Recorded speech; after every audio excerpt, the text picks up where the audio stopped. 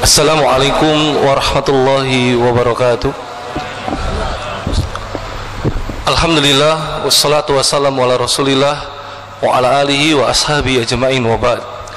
Ma'asyiral muslimin rahimani wa rahimakumullah.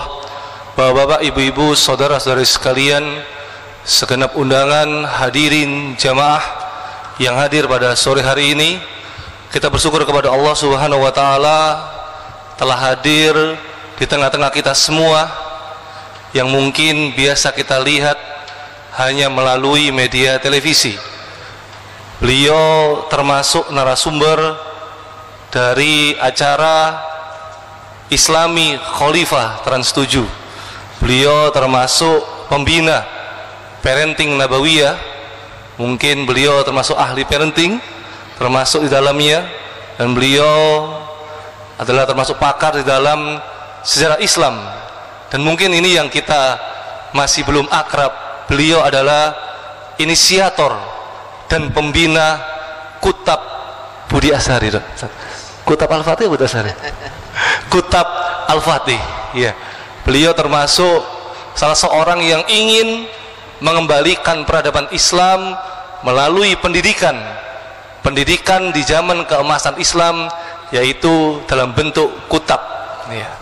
Maka kegiatan pada sore hari ini merupakan kerjasama dari Yayasan Dakwah dan Sosial Tabasum MD dengan Yayasan Masjid Mujahidin, Yayasan Perguruan Al-Irsyad, termasuk diantaranya dengan Kutab Al-Fatih, juga dalam rangka launching Kutab Al-Fatih Surabaya tadi pagi di Masjid Nuruzzaman Uner.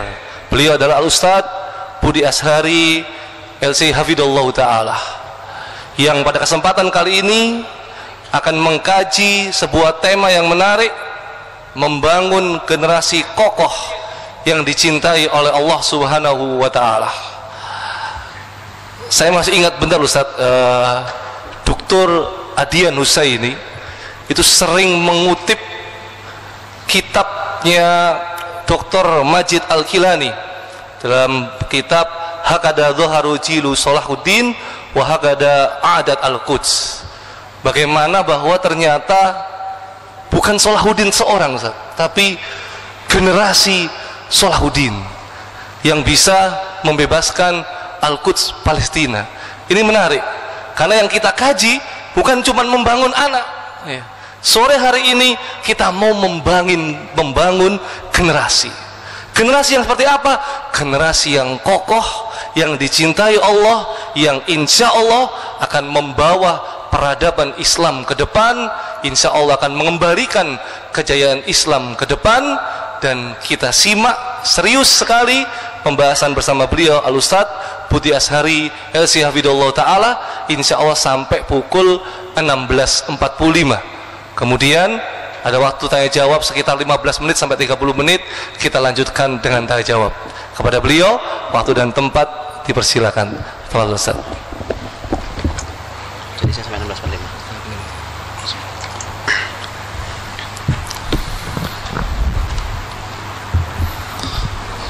Bismillahirrahmanirrahim. Assalamualaikum warahmatullahi wabarakatuh. Innal hamdalillah nahmaduhu wa nasta'inuhu wa nastahdihi wa nastaghfiruh. Wa na'udzu billahi min shururi anfusina wa min sayyiati a'malina, may yahdihillahu fala mudilla lahu wa may yudlil falan tajida lahu waliyyan mursyida.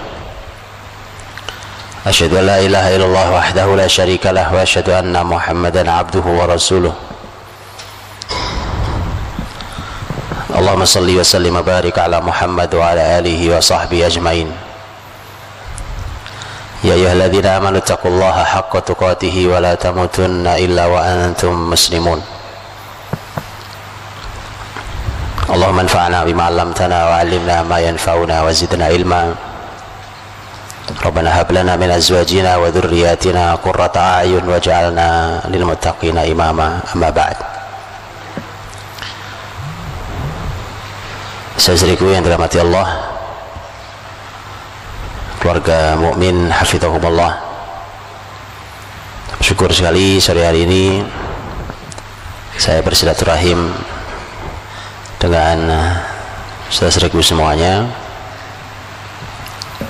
dan kita membahas sebuah tema yang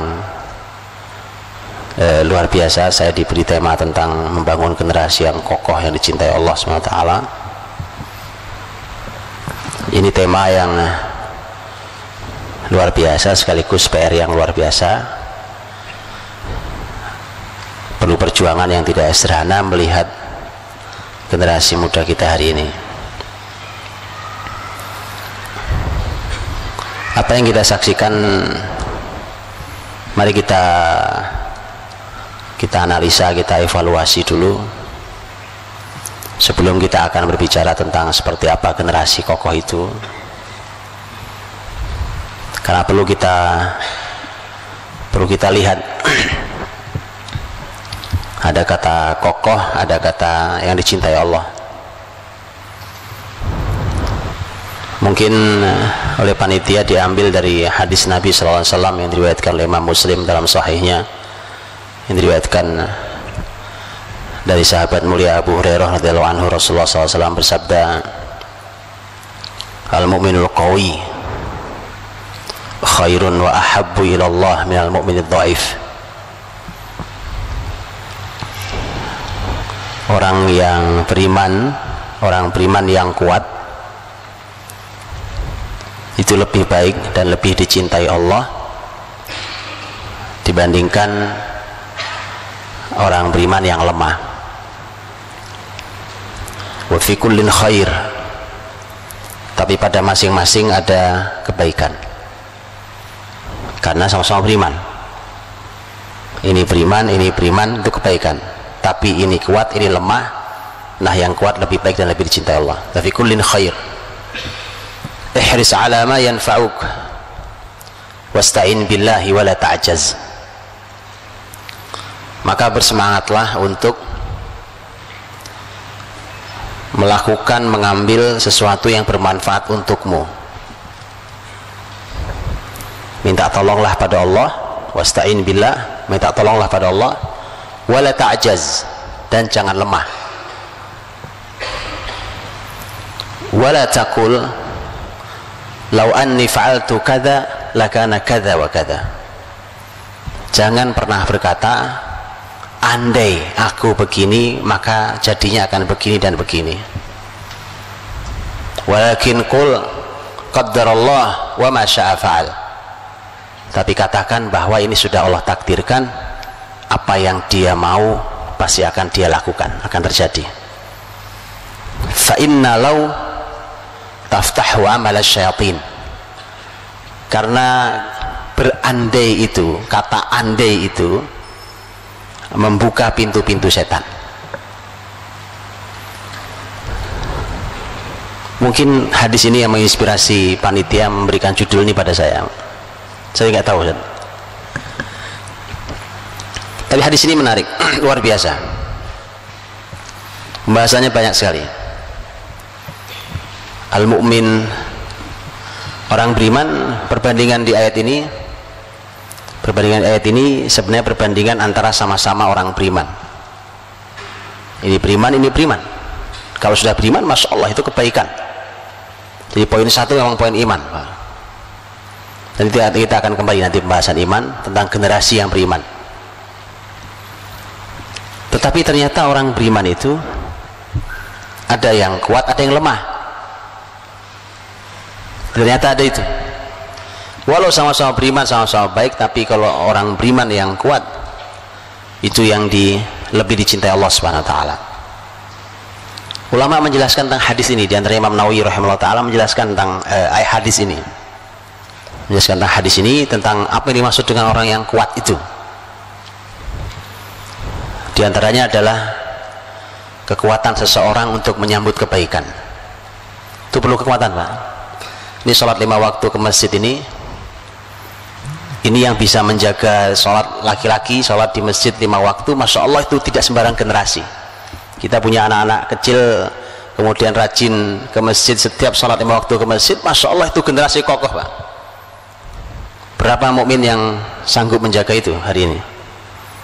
Dari sekian banyak jumlah muslim di negeri ini, Tidak sembarang orang itu. Karena tidak sederhana itu. Menjalankannya kalau tidak dalam tempaan iman yang kokoh tidak mudah. Karena bayangkan saja, sholat maghrib di masjid, selesai sholat sunnah, bubar, nggak lama pulang, baru duduk sebentar udah adzan lagi isya. Perasaan baru adzan nih maghrib, masa udah adzan lagi isya, balik lagi ke masjid.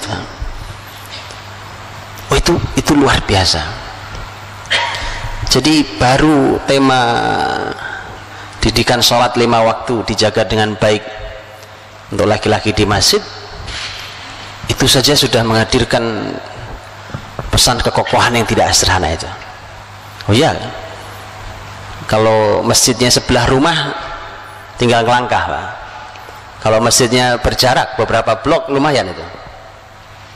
Sementara kita harus menjamin bahwa sampai ke sana masyarakat Bani Salamah yang menempati wilayah sekitar Masjid Qiblatain di Madinah, di zaman Rasul SAW mereka pernah usul ke Nabi. Ini kan jarak Qiblatain ke Masjid Nabawi itu kurang lebih sekitar 5 kilo.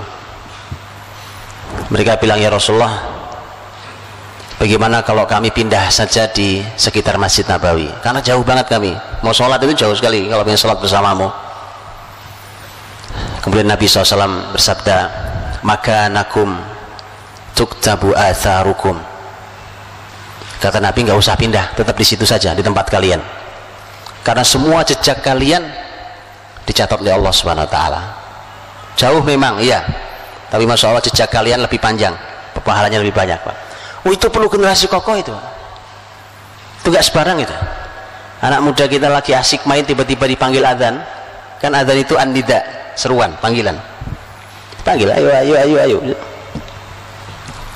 Artinya al-mu'minul qawi khairin wa ahabbilallah min al-mu'minul dhaif. Dan sebenarnya di hadis itu sudah dijelaskan tentang masalah kekokohan yang dimaksud sebenarnya. Ihris ala ma yanfa'uk, maka bersemangatlah kalian untuk selalu mengambil yang bermanfaat bagi kalian. Di mana ada manfaat, di situ dia hadir. Di mana ada manfaat, di situ dia ambil. Begitu yang diperlukan generasi kita. Di mana ada manfaat, di situ dia ambil. Dan sebenarnya ketika yang begini ini sebenarnya diwariskan oleh para generasi salafus saleh kita, Pak. Itu diwariskan, itu menjadi potret, contoh kekokohan mereka dalam menuntut ilmu umpamanya. Itu potret yang tidak ada di zaman manapun kecuali dalam Islam. Bisa dibayangkan umpamanya Al-Khatib Al-Baghdadi rahimahullah ta'ala, beliau nulis buku judulnya Rihlah. Kalau kita rihlah kan jalan-jalan, Pak. Ya kan, mau mana? Mau rihlah gitu ya. Mau rihlah itu mau jalan-jalan berarti mau. Ternyata buku itu judulnya Rihlah fi talabil hadis. Jadi rihlahnya generasi kokoh dulu itu nyari ilmu. Rihlah mencari ilmu hadis. Itu subhanallah, orang bisa keliling dari kota ke kota dan memakan waktu bisa mingguan hanya untuk membuktikan ini hadis sahih atau tidak sahih. Cuma satu. Dan itu sudah dicontohkan sejak zaman sahabat. Di zaman sahabat ada seorang sahabat yang berangkat dari Madinah ke Mesir. Zaman dulu kalau dibayangkan Madinah Mesir, jangan dibayangkan hari ini, Pak. Madinah Mesir berangkat, Pak, dengan kendaraannya sampai Mesir, cuma pengen ngetok pintu, kemudian mendengarkan yang punya rumah, kemudian mengatakan, hari ini di bumi sudah tidak ada yang mendengarkan hadis tentang hadis fulani, yaitu hadis tertentu, kecuali saya dan kamu. Sekarang kamu bacakan biar saya koreksi hafalan saya. Ya, begitu dibacakan sudah selesai, sudah pamitan pulang. Loh, kamu nggak istirahat? Nggak, saya cuma ini niat saya, pulang lagi, Pak. Generasi ini silahkan dikoreksi, Pak. Belajar ilmu baru setengah jam ngaji sudah melintir kanan melintir kiri.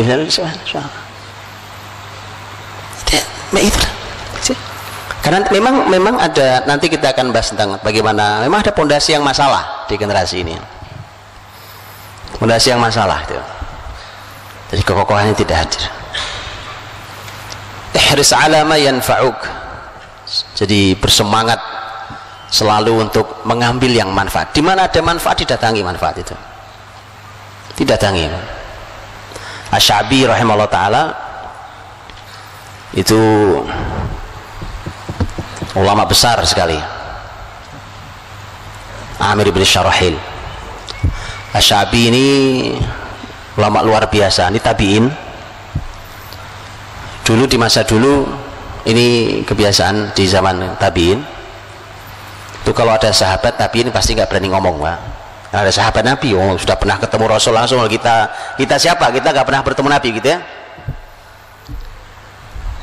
Beda dengan Asy-Sya'bi.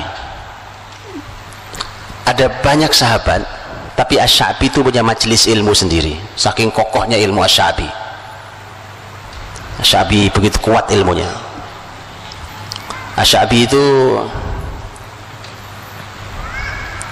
ulama yang ahli di berbagai bidang ilmu. Saya tunjukkan keahlian beliau.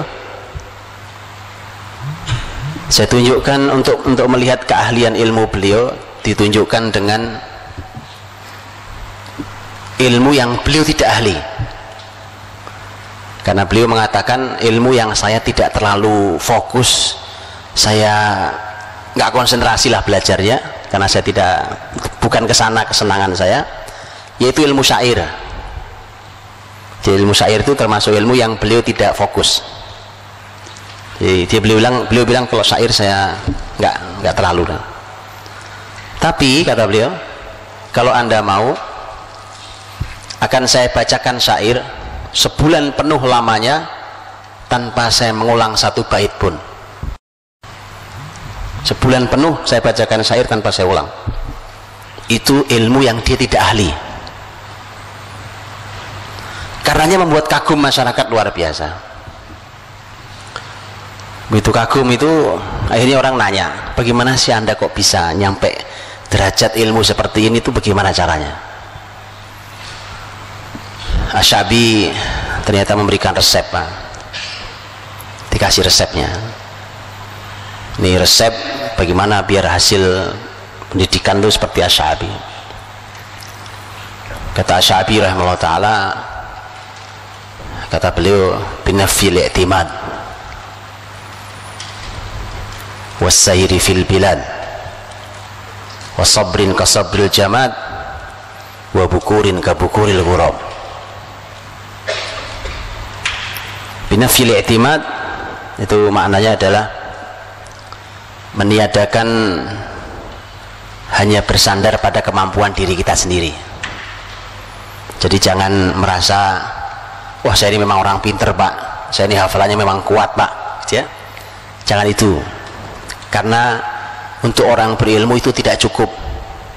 Berapa banyak orang hafalannya kuat ya, tapi tidak punya ilmu yang cukup. Karenanya jangan bersandar pada kemampuan diri sendiri. Maksudnya minta tolong sama Allah, biar dimudahkan Allah.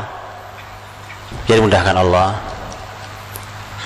Sahabat yang meriwayatkan hadis paling banyak Abu Hurairah radhiyallahu anhu. Abu Hurairah 5374 riwayat hadis dari Abu Hurairah, jalur Abu Hurairah. Abu Hurairah itu kan bukan orang yang hafalannya kuat aslinya, tapi kenapa dia menjadi perawi hadis terbanyak 5374? Ada di antara kita yang hafal 5000 hadis? 55 deh, 5 bukan 5000, 5. Ngambil angka depannya saja 5 kan, 53745 saja. Abu Hurairah itu tidak punya hafalan kuat. Karena itu dia datang ke Rasulullah SAW, sadar, saya kok hari ini belajar lupa besok gitu. Ya kalau itu kan kita banget ya, makanya saya ceritakan yang kita banget ya, saya nggak ceritakan yang aneh-aneh, yang susah jangkaunya. Datang ke Rasulullah SAW, ya Rasulullah, saya ini kok belajar ilmu kepadamu, hari ini aku hafal, besok aku lupa, cepat banget lupanya. Nabi SAW mengatakan, buka sorbanmu. Sorbannya beliau pakai sorban, Pak. Buka sorban, gelar di sini, digelar di hadapan Rasul. Sorbannya didoakan Nabi, Pak. Kata Nabi pakai lagi, dipakai lagi. Kemudian Abu Hurairah setelah itu memberikan kesaksian, demi Allah, setelah itu apapun yang aku dengar dari Rasul tidak pernah aku lupakan. Ya dah? Itu hebatnya, Pak. Jadi jangan bersandar dengan kemampuan diri sendiri, terbatas kemampuan kita itu. Binafil i'timad, bersandar pada Allah SWT.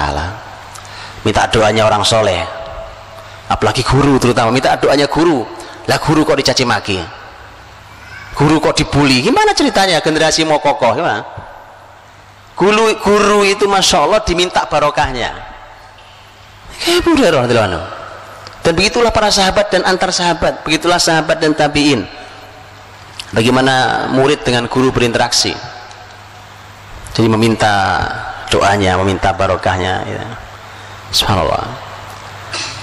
Binafil i'timad wasayri fil bilad, kata Sya'bi. Kunci kedua itu Anda harus keliling negeri, keliling negeri-negeri. Belajar dengan keliling negeri-negeri itu hanya generasi kokoh yang bisa, Pak. Hanya generasi kuat saja yang punya kesabaran itu. Di mana ada ahli ilmu didatangi, duduk belajar di sana. Imam Syafi'i itu kan berangkat 500 kilo dari Mekah ke Madinah di usia masih cukup kecil. Dia dengan kesabaran 500 kilo perjalanan itu. 500 kilo itu dari sini kemana? Jogja. Boleh kita coba naik kuda, ya kan? 500 kilo. Ini supaya kita tahu, merasakan sekokoh apa sih kita. Oh, kita mobil AC, pesawat asing, malas belajarnya. Apa ini generasi ini? Atau melihat itu, subhanallah, naik kuda, naik onta 500 kilo karena pusat ilmu saat itu ada di Madinah. Salah satunya di Imam Malik, Imam Darul Hijrah. Sampai di sana minta belajar ke beliau. Begitu diterima jadi murid, karena awalnya nggak diterima jadi murid sebenarnya, karena Imam Malik itu termasuk yang tidak menerima murid kecil. Beliau termasuk yang tidak mau menerima murid kecil. Beliau punya alasan sendiri untuk hal itu.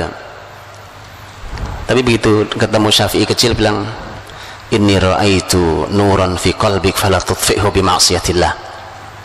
Aku lihat ada cahaya di hatimu, nak. Sakti sekali ya, Pak. Belum bisa ngelihat cahaya di hati kan sakti bener itu. Tapi memang begitu, dalam Islam tuh guru begitu, sampai harus bisa melihat cahaya ada atau tidak di hati muridnya. Itu baru guru yang benar. Betul kan, Pak, ini, Pak? Bisa, Pak? Bisa. Lihat gini aja tahu. Oh, ini kosong, oh, ini nggak ada isinya, oh, ini hebat sekali, kelihatan, Pak. Lihat, belum ngomong, pertemuan pertama kok ngelamar jadi murid. Aku lihat ada cahaya di hatimu. Gimana caranya? Nah, itu lain cerita kita bicara ya. Aku lihat ada cahaya di hatimu, maka jangan kau padamkan dengan maksiat pada Allah. Pesan pertama kali itu. Imam Syafi'i belajar pada Imam Malik, tidak meninggalkan Madinah kecuali setelah Imam Malik meninggal. Kokoh sekali, Pak. Duduk berlama-lama di majelis ilmu, di mana kebaikan di sana didatangi, keliling, habis itu keliling lagi nanti negeri-negeri lain, keliling. Begitu, Pak. Jadi Bapak Ibu tahu sekarang salah satu penyebab kenapa generasi tidak kokoh? Bapak ibunya. Anaknya mau nyantri, ya Allah, mau nyantri loh, Pak. Enggak, bukan mau mati, mau nyantri. Dipegangi buntutnya, ditangisi tiap hari, Pak. Nangis boleh, bukan nggak boleh. Namanya orang tua rindu, ya kan? Boleh, Pak. Nangis aja nggak apa-apa, nangis aja yang sering, nggak masalah. Cuma masalah lepas dia. Bismillah, berangkat, nak. Gak apa-apa, ibu bapak nangis itu urusan biasa, nggak berangkat. Bismillah, tuntut ilmu. Begitu, bukan cuma dikekepi di rumah gitu. Jadi Bapak Ibu tahu, tidak kokohnya generasi penyebabnya kita. Lepas dia, Bismillah, pergi, nak. Syafi'i kecil umur berapa saat itu? Masih kecil, Pak. Karena Syafi'i kecil itu baru bertemu Imam Malik setelah dia menghafal kitab Muwatta. Syafi'i menghafal Muwatta umur 10 tahun. Muwatta itu 7.000 riwayat hadis. Itu ini generasi kokoh nih namanya, ya kan? Dikasih ini hafal nih hadis, hafal gitu. Asy-Sya'bi memberikan resep keliling, as-sair fil bilad, keliling negeri-negeri. Kalau mau punya ilmu kokoh seperti saya, kata Asy-Sya'bi. Wa sabrin ka sabril jamad. Ini kunci ketiga Asy-Sya'bi, yang sabar seperti sabarnya benda mati. Oh, ini kalimatnya luar biasa, Pak. Ini benda mati nih, meja nih. Kalau saya tidur di meja ini, Pak, saya duduk di atas kursi ini, yang bosan kursi apa saya? Saya yang bosan, Pak. Benda mati tidak pernah mengeluh bosan, tidak mengeluh capek. Ya begini aja tuh kursi saya duduki, mau ngapain bosan saya, Pak? Yang capek saya. Kata Asy-Sya'bi, yang sabar, sabr ka sabril jamad. Yang sabar itu sabarnya benda mati. Itu luar biasa kalau punya anak kayak gitu tuh, Pak. Sabar. Yang membuat tidak sabar juga kita yang ngajari, Pak. Makanya lihat bagaimana hasilnya Asy-Sya'bi rahimahullah. Keempat, Asy-Sya'bi mengatakan wa bukur ka bukuril ghurab. Kata bukur itu artinya pagi-pagi sekali, pagi-pagi sekali. Bisa maknanya memang waktu pagi sekali, atau maknanya adalah cepat cekatan. Ka bukuril ghurab, seperti elang, burung elang yang cekatan, cepat. Kalau bahasa kita jangan lelet, kelemar lambat, nah cepat, cekatan. Itu, Pak. Subhanallah. Ini saya gambarkan dulu tentang generasi kokoh di zaman Islam, Pak. Jadi ihris ala ma yanfa'uk, bersemangatlah pada semua yang memberikan manfaat bagimu. Di mana ada manfaat, datangi manfaat itu untuk dunia akhirat kita. Jangan pernah bermalas-malasan. Untuk bisa semua itu, kata Nabi, wasta'in billah, minta tolong sama Allah. Namanya manusia, Pak, kadang ketemu malasnya. Nabi juga berkata itu, Nabi juga menyampaikan itu. Karena setiap manusia ini ada sisi fatrohnya. Fatroh itu sisi futur, kadang-kadang lagi malas. Makanya wasta'in billah, minta tolong sama Allah. Wala ta'jaz, dan jangan lemah. Kamunya jangan lemah, tapi minta tolong pada Allah biar dikasih kekuatan.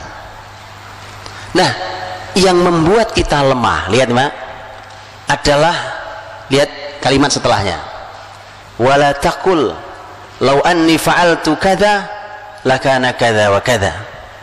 Jangan kamu berkata, andai aku begini maka pasti aku juga begini dan begini. Cuma ngayal aja kerjaannya. Itu generasi lemah. Cuma berhayal, coba kemarin saya jadi ambil, coba saya andai. Itu generasi lemah, itu yang membuat kita lemah, Pak. Kalau sudah kejadian lewat, sudah lewat, kan itu keputusan sudah kita ambil.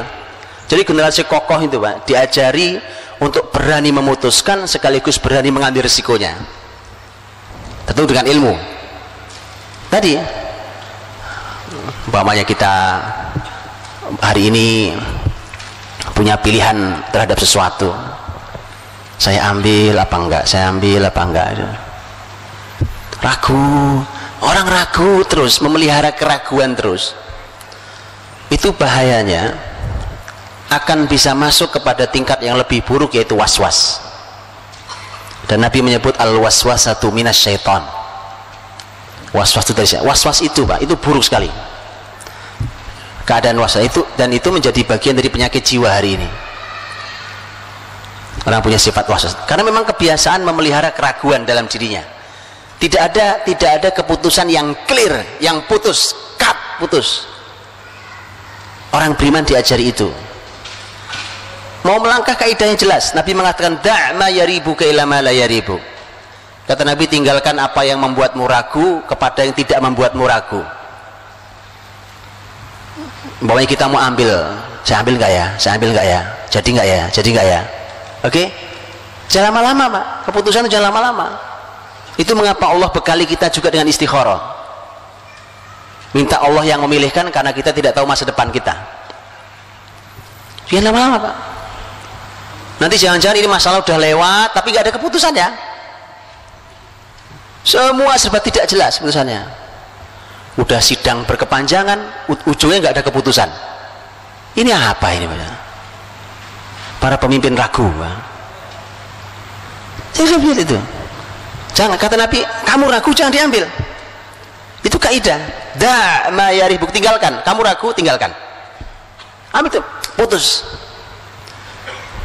Kadang-kadang keputusan kita Pak, kadang-kadang keputusan kita kan keputusan yang begitu kita nggak jadi ambil ternyata itu luar biasa, nyesel kita ujungnya Pak. Iya tuh kan, coba kemarin saya ambil, itu nggak boleh. Kata Nabi jangan berkata itu.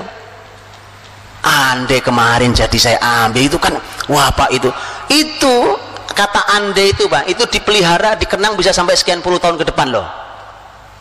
Iya Pak, sekian puluh tahun ke depan ketemu temennya ngomong lagi, itu tuh yang proyek itu sebenarnya jatah saya sebenarnya itu kan gak kejadian Pak, sudahlah, itu bukan generasi kokoh tuh, sudah cukup, sudah begitu kak selesai. Walakin qul qaddarallah wa ma syaa fa'al, sudah cukup. Jadi orang tuh kalau mau kuat memang sandarnya pada Allah. Makanya begitu peristiwa seperti ini yang disarankan, diperintahkan adalah tapi katakan ini sudah Allah takdirkan, dah ini udah keputusan Allah, apa yang Allah kehendaki pasti terjadi. Cukup, sudah cukup, gak ada masalah. Biasa keputusan hidup kan begitu. Jadi generasi kokoh betul tuh diajari Pak. Jadi jangan biasa membuat generasi ini ragu Pak. Belajarlah syariat tentang bagaimana menyikapi sesuatu. Saya kasih contoh Pak, umpamanya Quran mengatakan tentang masalah larangan membatalkan amal. La tubtilu amalakum, jangan kalian membatalkan amal-amal kalian. Ini pembahasan fikihnya panjang, amal wajib kayak apa, amal sunnah kayak apa dan seterusnya. Baik, lihat saya kasih contoh Pak. Jangan biasa membatalkan amal kalian. Rasulullah SAW pada zuhur, setelah beliau mendengar bahwa pasukan Quraisy sudah bergerak menuju Madinah, mau menyerang Madinah, pada zuhur Nabi rapat militer di Masjid Nabawi. Begitu rapat Nabi bilang, Nabi membukanya dengan mimpi. Semalam saya bermimpi. Ini hebat Pak, rapat militer, panglima tertinggi membuka rapat dengan mimpi panglima. Pernah lihat, pernah dengar begitu? Oh ini Islam luar biasa ini panglima ya kan? Loh mimpinya orang beriman Pak, mimpinya orang beriman ya kan? Masya Allah. Jadi dalam Islam ada kajian tentang mimpi secara khusus, apalagi di mimpinya Rasul. Sebenarnya di mimpi Rasul itu Nabi ingin mengisyaratkan, di mimpi itu sebenarnya lebih baik kita tunggu saja mereka di dalam kota. Jadi Nabi menyarankan untuk perang kota, tidak dijemput di luar Madinah. Tapi namanya sedang musyawarah, siapapun berhak untuk memberikan pendapat, walaupun Nabi sudah menyampaikan pendapat. Ternyata betul pecah jadi dua suara. Ternyata yang menang adalah generasi-generasi muda yang bersemangat, nggak usah ditunggu ya Rasulullah, kita sambut mereka ya. Ternyata itu suara itu yang menang di dalam musyawarah itu. Oh ya sudah, kalau itu keputusan musyawarah, namanya dibuka musyawarah kan, bukan diputuskan, selesai, sudah selesai. Nabi pulang, sudah siap-siap semua pulang, siap-siap. Ba'da asar itu para sahabat masih berkerumun nggak pulang karena mereka menyesal, kayaknya kita salah deh. Karena tadi itu kan jelas, Nabi tadi itu sudah menjelaskan mimpinya kan. Nabi itu menjelaskan mimpi, mengisyaratkan bahwa kita di Madinah saja. Bagaimana kalau kita diutus satu orang menghadap Rasul, ya Rasulullah, datang ke rumah Nabi minta izin bicara, ya Rasulullah, amruna tab'un li amrik. Sebenarnya Rasulullah, kami ini ngikut saja dengan kau. Jadi kalau engkau pengen di Madinah ya nggak apa-apa, kita ubah saja keputusan. Lihat, mari kita belajar Pak, generasi kokoh diajarkan Rasul. Kata Nabi, tidak pantas. Lihat, tak pantas, tak layak bagi seorang Nabi kalau sudah pakai baju perang begini untuk menanggalkannya kembali sampai Allah putuskan siapa yang menang antara nabinya dan musuhnya. Itu diajari kokoh. Kenapa lo tadi itu kan keluar dari rapat sudah yakin kita dengan keputusan ini kan. Jangan biasa membatalkan amal. Ini luar biasa Pak, ini panduan syariat semua. Antum nggak perlu ikut banyak training seminar kelamaan. Syariat Pak, ini syariat ini. Kehidupan hari-hari hidup kita sama anak kita. Kita udah ngomong sama anak kita, nak kita nanti pergi ya ke sini ya, yakin udah direncanakan bla bla. Ujungnya tiba-tiba bilang, kayaknya nggak jadi deh, nggak usah ya. Gimana kalau nggak jadi? Jadi memang mereka itu lemah, kita yang ngajari lemah Pak. Jadi mereka tidak pernah berani ambil keputusan, putus, selesai. Begitu. Apa yang sudah diputuskan, putus. Qaddarallah wa ma syaa fa'al. Ini takdir Allah. Sudah putusnya begini, sudah. Kalau dalam ayat fa idza azamta fatawakkal 'ala Allah. Kalau sudah punya azam, tawakal, berangkat. Itu harus diajari. Jangan dibiasakan. Jangan batalkan. Berangkat. Nabi ajari pada sahabatnya. Keputusan sudah diambil kok. Musyawarah sudah serius. Musyawarah militer resmi di dalam Masjid Nabawi. Bayangkan, sudah putus. Masa diganti tiba-tiba hanya dengan ngobrol? Tak bisa. Bismillah, berangkat. Berangkat. Terjadilah perang Uhud. Uhud itu kan di luar Madinah dulu. Baik. Jadi Nabi SAW meminta ini supaya tidak lemah generasi. Minta tadi, coba kalian jangan suka berandai-andai. Yang udah lewat sudah lewat, sudah selesai. Qaddarallah wa ma syaa fa'al. Kenapa? Karena Nabi mengatakan fa inna law taftahu amal syayatin. Karena berandai-andai itu membuka amal setan. Sekarang jelas sumber kelemahan siapa? Setan. Setan masuk dari berbagai pintu. Itu yang akan merongrong kekuatan generasi kita. Allah Subhanahu wa taala berfirman tentang setan. Ya kan? Inna syaitana lakum adu fattakhidhuhu aduwa. Setan itu musuh, maka jadikan musuh. Namanya musuh, jadikan musuh, jangan jadikan teman. Bagaimana generasi ini disebut generasi kokoh kalau generasi ini akrab sama setan? Kebiasaan setan menjadi kebiasaan generasi ini. Mustahil kokoh Pak. Itulah mengapa Nabi sering ingatkan, jangan lakukan, ini kebiasaan setan, jangan lakukan, setan nggak masuk rumahmu, jangan lakukan, kan begitu. Itu disampaikan Rasul. Kenapa? Kamu akan lemah kalau bersama setan. Kenapa? Setan itu lemah masalahnya. Setan itu lemah. Allah berfirman, inna kaidasyaitani kana dha'ifa. Sesungguhnya tipu daya setan itu lemah. Loh, lemah kok ditakuti ya kan? Lemah. Jadi memang lemah setan itu. Dan itu yang membuat kita jadi lemah. Maka jauhkan generasi ini dari setan. Jauhkan Pak. Tolong pelajari ulang apa saja yang menjadi kebiasaan setan yang sudah diingatkan oleh ayat dan hadis Nabi. Rumah seperti apa yang dimasuki setan, yang tidak dimasuki setan, supaya jauh dari kelemahan. Nah, kalau setan tadi dikirim was-was juga dari setan, ya kan, berandai-andai dari setan. Coba, bagaimana mau kokoh itu?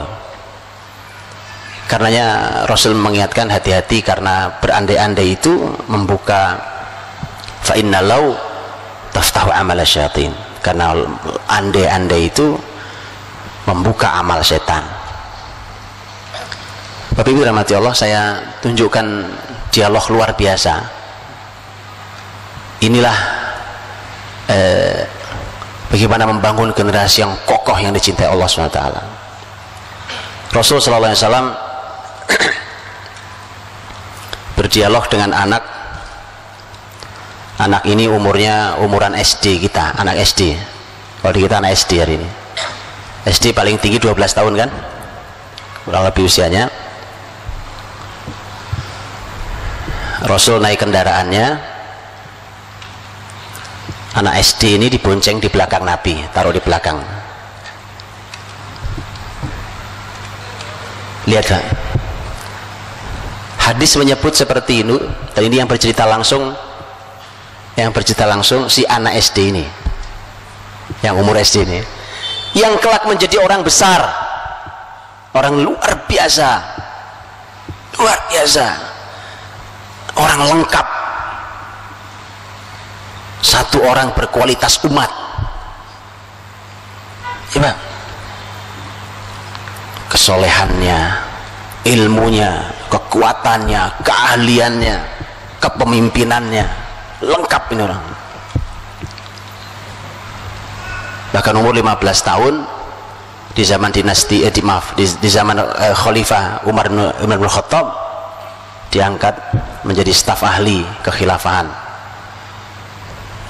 Iya, para sahabat sampai mengatakan kalau ada masalah-masalah berat, Umar tuh nanyanya ke dia nih. Anak kecil Pak, 16 tahun 16 tahun sekarang di mana anak kita? Yang bertutur langsung beliau ini, bagaimana caranya sampai jadi generasi sehebat beliau. Sentuhan Rasul SAW. Karena sahabat yang satu ini bertemu Nabi SAW itu di usianya kurang lebih 8 tahun. Jadi baru ketemu dengan Nabi itu kurang lebih umur 8 tahun. Bertemu hanya sampai umur 12 tahun karena Rasul wafat. Jadi sekolah zaman Nabi itu gak lama-lama Pak, cukup itu untuk mengawal negara. Sekolahnya cuma 4 tahun. Iya betulan ini, karena begitu 12 di masa khilafan Abu Bakar Siddiq kurang lebih 2 tahun setengah pas usia 12, 14 setengah kurang lebih atau 15 tahun kemudian masuk Khalifah Umar, dan oleh Umar dipanggil dia di majelis resmi staf ahli orang-orang penting, orang-orang berilmu di masa sahabat. Dikumpulin, ternyata muncul anak kecil sampai sahabat lain heran, loh kok ini dimasukin? Kalau segini kita di rumah juga punya anak kayak dia. Emang urusannya urusan umur ya kan? Kata Umar, ini bukan urusan umur, ayo kita tes yuk. Dites sama Umar, kita uji yuk gitu. Nah, jadi luar biasa. Ini anak sekolahnya cuma 4 tahun sama Nabi, dilanjutkan sama Abu Bakar kurang lebih 3 tahun. Dah sekolah 7 tahun. Gimana, ada kurikulum sekolah 7 tahun luar biasa?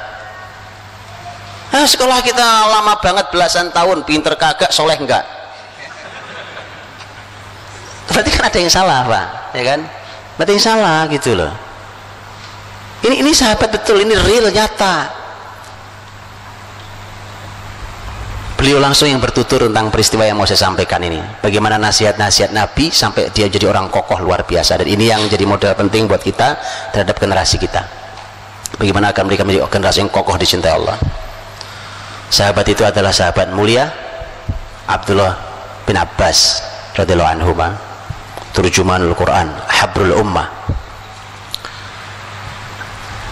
Abdullah bin Abbas radhiyallahu anhu yang menuturkan, kuntu radifan Nabi sallallahu alaihi wasallam yauman. Suatu hari aku ini diboncengi Nabi. Naik kendaraan, Nabi dibonceng di belakang. Masya Allah Pak. Ini pelajaran mahal. Sebelum kita bicara isinya tuh, ini luar biasa mahalnya. Kebayang nggak Pak hari ini orang tua nganterin anaknya setiap hari bolak-balik sekolah, karena betul kan? Ini pelajarannya nih, ya kan? Naik ojek sekarang. Masa bapaknya cuma jadi tukang ojek? Manfaatkan, pakai Nabi memanfaatkan momentum kapanpun untuk didik generasi. Bahkan lagi naik kendaraan berdua, saatnya ngobrol berdua. Subhanallah. Saya belum lama dialog sama seorang anak kecil, tertarik saya Pak. Anaknya teman saya, ya kan? Anaknya ini laki-laki umurnya 5 tahun, memang sudah dididik Masya Allah. Suatu hari saya dengar anak ini ngobrol sama ibunya, saya dengar itu ya, ngobrol ibunya. Anak ini menceritakan, Bu, ayah tuh gini, ayah tuh bertekad maunya gini. Kata ibunya, enggak nak, kamu salah paham, itu bukan maksud ayah, bukan itu maksudnya. Enggak, bener begitu Bu, kan kalau ayah nganterin aku sekolah, ibu kan nggak ikut, aku kan ngobrol berdua sama ayah. Saya bilang keren, luar biasa ini, ayah keren Pak. Masa jadi ayah bisu Pak? Saya tahu Pak, kenapa sering bisu, kehabisan tema pembicaraan. Masa kehabisan tema Pak? Pertanyaan jangan itu lagi lah ke anak-anak ya kan. Gimana sekolahmu? Ada PR enggak? Udah makan belum? Sudah sholat? Kan nggak ada pertanyaan lain Pak. Subhanallah. Makanya orang tua harus belajar jadi orang tua, sehingga orang tahu apa yang dilakukan, punya target, hari ini ngapain, besok ngapain, tahun depan ngapain Pak. Jangan ngobrol aja kok kehabisan tema. Ini makanya Bapak Ibu saya minta jangan dibiasakan ikut pelatihan. Pak, kayaknya kita perlu pelatihan Pak supaya nggak kehabisan tema. Lah gitu aja kok pelatihan ya kan. Antum baca buku, baca kitab, antum ketemu tema banyak Pak. Iya Pak. Jadi itu momentum mahal, kebersamaan, apalagi berdua. Kalau umpamanya yang ngantar ibunya, sekali waktu yang ngantar bapaknya, kan anak kebersamaan dengan ibu dan kebersamaan dengan bapak itu masing-masing punya nilai yang berbeda rasanya kan, beda rasanya. Manfaatkan. Jadi bapak ketemu anaknya ya, ini ayah bicara dengan cara ayah, menanam sesuatu yang ingin ditanam oleh ayah pada anaknya. Ketemu ibu gitu, bicara dengan sesuatu yang ingin ditanam kebaikan itu pada anaknya dari ibunya. Kayak Rasul nih, Abdullah bin Abbas itu kan sepupunya, sepupu Rasul SAW, sepupu Rasul. Nah, kuntu radifan Nabi SAW yauman, suatu hari aku diboncengi Nabi. Berarti kurang lebih umur Abdullah bin Abbas saat itu, saya belum ketemu tahun berapa peristiwa ini, tapi berarti kisaran umur 8-12 tahun. Bapak Ibu, mari kita bayangkan anak kita, oke, umur 8-12, terus lihat bahasa yang dipakai Nabi, lihat, dan mari kita pelajari dan lihat. Kalau kita membayangkan gini, kok bahasanya ketinggian ya Pak, berarti ada yang salah pada anak kita Pak. Bahasa aja nggak ngerti, di antaranya karena ngerusak bahasa. Jadi hati-hati, merusak bahasa itu efeknya buruk sekali. Hati-hati Pak. Bahasa buat mainan ya kan, ada kamus alay lah, ada apalagi yang lain, kamus gaul lah, merusak bahasa. Hati-hati Pak, hati. Dan itu membuat mereka tidak terbiasa untuk berbahasa dengan baik, tertata, rapi, memahami dengan bahasa yang tinggi. Yuk kita lihat ya, bayangkan 8-12 tahun, Bapak Ibu yang punya anak seumur segitu atau anaknya tetangga lah paling enggak ya kan, bayangkan 8-12 tahun. Oke, Nabi SAW berkata, ya gulam, nak, hei nak, ihfadillah yahfadka, jagalah Allah, Allah akan menjagamu. Lihat Pak Bu, Nabi tidak mengatakan jagalah agama Allah, karena kalimatnya ihfad Allah, ihfadillah. Ihfad artinya jagalah, Allah artinya Allah. Anak segitu sudah ngerti maksudnya apa. Artinya begini, anak seumur itu sudah paham Allah tuh gak perlu dijaga, Allah itu yang jaga kita kok. Terus berarti dia langsung paham, oh berarti yang dimaksud adalah menjaga ajaran Allah, yaitu. Tapi bahasanya dalaman yang ini dibandingkan kalau dimunculkan kata jagalah ajaran Allah, jagalah perintah Allah ya, jauh lebih kokoh dengan kalimat kalau secara bahasa Arab jagalah Allah. Kalau jagalah Allah, Allah nggak perlu dijaga Pak. Ihfadillah. Dan itu Masya Allah Pak, itu dari sisi bahasa saja luar biasa. dari sisi isi, ya kan, menjaga perintah Allah Subhanahu wa taala. Ihfadillah yahfadka, nanti Allah akan menjagamu. Anak umur segitu sudah, ya Pak ya, 8-12 kira-kira, anak umur segitu sudah diajari tentang pola balasan pahala dan pahala, balasan terhadap sesuatu. Harus begitu. Balasannya apa nih? Ayo nak, jagalah Allah, nanti kamu dapat 5.000 rupiah. Nggak ada. Walaupun sebenarnya pembahasan tentang memberikan anak hadiah berupa uang boleh, ya, tapi ada catatan berikutnya, ada catatan berikutnya ya. Tidak mutlak, tapi ada catatan berikutnya. Tapi kebiasaan kita membicarakan sesuatu, anak kalau bisa melakukan ini, kalau selalu balasannya adalah urusan dunia, itu tidak membuat mereka kokoh. Ayo nak, ini mau Ramadan, besok sahur kita mulai puasa ya. Anaknya bilang, dikasih apa nanti mah? Oke. Sekali lagi, memberi anak boleh, memberi anak boleh, tapi harus tahu caranya. Karena yang menjadi bahaya adalah ketika setiap amal yang muncul di kepala anak kita balasannya adalah dunia. Bukankah melakukan amal dengan harapan dunia adalah, kan, betul, riya? Kan riya itu kemusyrikan, ya. Dan kemusyrikan itu yang membuat seseorang menjadi lemah. Jadi anak umur segitu harus sudah mulai diajak pembicaranya tentang Allah yang balas. Nah, apa balasannya tadi? Ihfadillah yahfadka, Allah akan menjagamu. Jadi kalau mau generasi kokoh itu gitu Bang, ajak mereka dialog tentang Allah. Kalau begini Allah yang ngasih balasan ke kamu nak, kamu akan dijaga Allah, kau akan dicintai Allah, kau minta apa saja Allah akan dengarkan kamu. Itu harus latih. Ini kalau mau anak kokoh gitu Pak. Ihfadillah tajidhu tujahak, jagalah Allah. Diulangi lagi oleh Nabi, dikasih balasan kedua.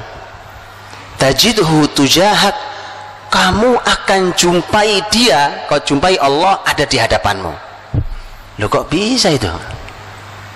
Anak segitu sudah bisa diajak bicara bahasa yang dia paham, kan tidak real kan? Tidak real itu maksudnya tidak Allah ada di depan kita langsung gini kan? Dan Allah tidak bisa dilihat oleh hambanya. Di dunia ini Allah tidak bisa dilihat oleh hambanya. Berarti maknanya kan bukan makna betulan bahwa Allah ada kelihatan, tidak apa ya? Berarti itu anak ngerti maksudnya. Ada di hadapanmu itu artinya kapan kamu perlu Allah ada buat kamu. Anak segitu bisa diajak ngomong dengan bahasa itu Pak, enak ya, enak Pak.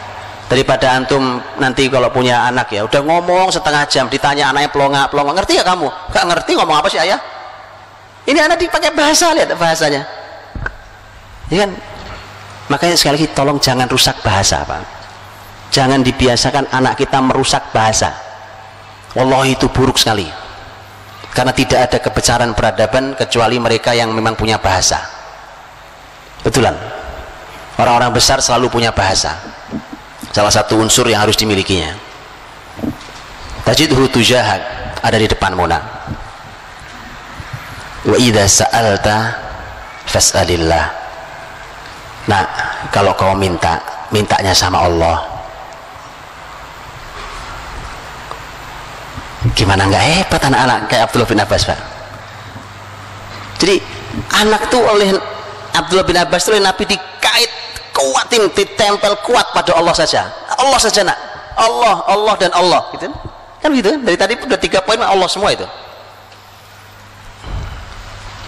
Idza sa'alta fas'alillah, kalau minta sama Allah nah. Wa idza sta'anta fasta'in billah, kalau minta tolongnya sama Allah. Kau minta apa, mintanya sama Allah.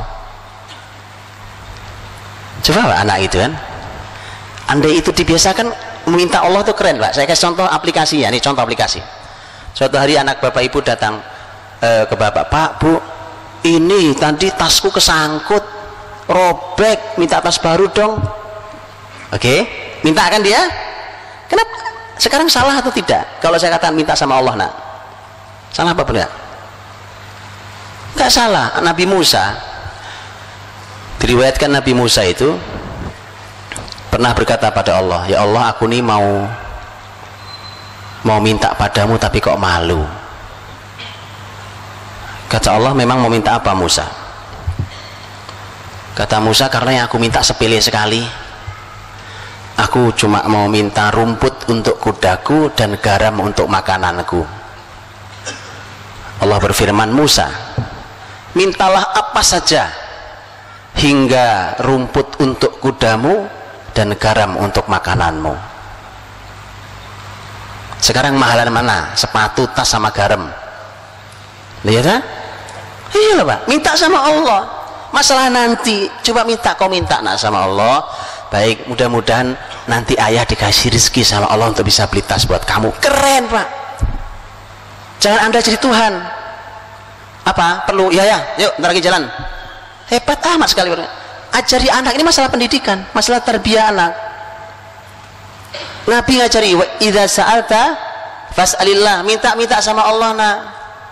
"Wa idza sta'anta fasta'in billah." Minta tolong, ada masalah sedang dihadapi oleh anak kita. Ayo nak, ayo munajat pada Allah, minta sama Allah agar dilepaskan dari masalah ini. Tidak ada masalah besar kalau Allah ingin menghendaki untuk dilepaskan. Sakit umpamanya, ya Allah, Rasul bersabda, nak, "Ma anzalallahu da'an illa anzala dawa'an, alimahu man alim, jahilahu man jahil." Kalau Allah itu yang menurunkan penyakit, Allah juga yang menurunkan obat. Kalau kamu sakit, insya Allah nggak ada masalah. Ayo minta sama Allah yang maha menyembuhkan. Allah wasyafi, Allah yang maha menyembuhkan. Begitu Pak. Kokoh generasi ini. Kalau pegangannya sama Allah mesti kuat sekali. Tapi kalau pegangannya hanya pada dunia, kemampuan kita, takutnya cuma sama makhluk, itu yang membuat lemah. Wa idza sta'anta fasta'in billah. Kemudian lihat kalimat Nabi berikutnya. Kata Nabi, "Wa'alam, ketahuilah, law ijtama'atil umma ala yanfa'u lan yanfa'uka illa bi syai'in qad katabahu Allahu lak." Kalau semua yang ada ini ingin memberimu kebaikan, ingin memberimu manfaat, itu tidak akan terjadi kecuali kalau memang itu takdirnya milikmu. Ditanam tauhid yang kuat.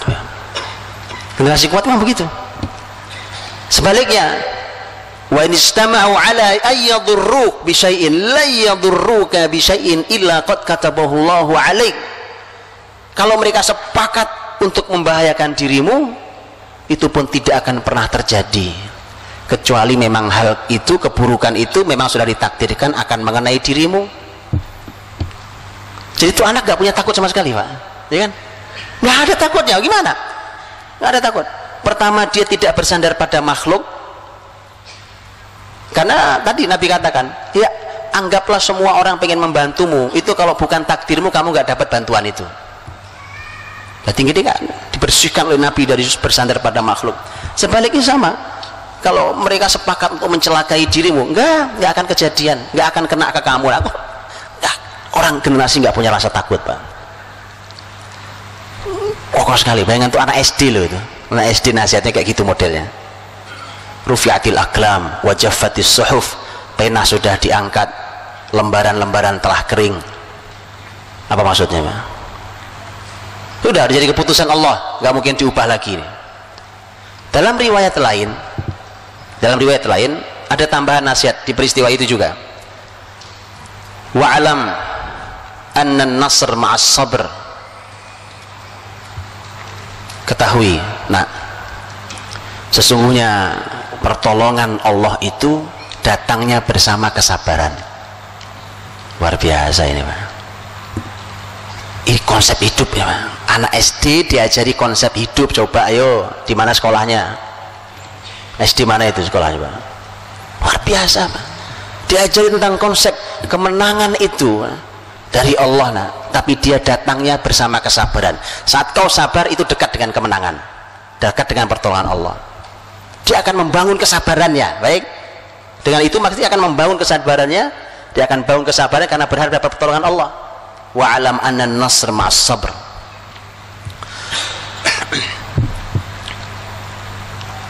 Wa annal faraj ma'al karb.